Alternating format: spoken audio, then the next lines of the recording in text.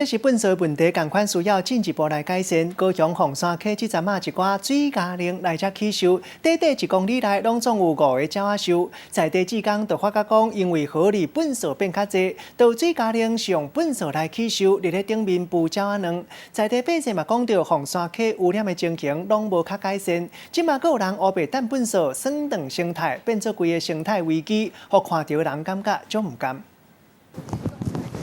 鸟仔伫咧水面来结收，但是详细看，结收的材料毋是杂草，也是树枝，是塑胶袋啊。塑胶袋吧，还有那个杂草啊。后来巡视凤山溪啊，就是上个礼拜开始，很注意看怎么有那个风灌水质在那边孵蛋啊。结收的材料变做塑胶废弃物，厝鸟仔甲爸母就伫遮生存，互民众看落是足毋甘的。地点就伫咧高雄凤山溪，因为鱼群真侪款，声水加令来遮，1公里内就有5个鸟仔收，已经变做是水鸟仔歇大的所在。只是民众乱弹的粪扫流入去河内底，颠倒互水鸟仔摕来起收。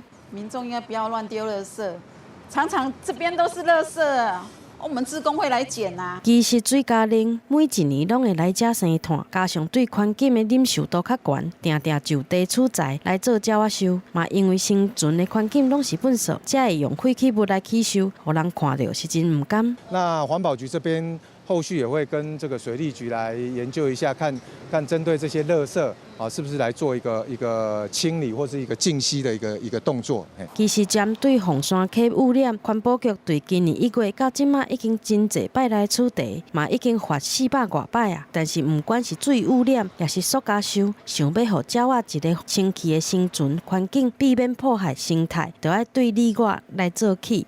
记者综合报道。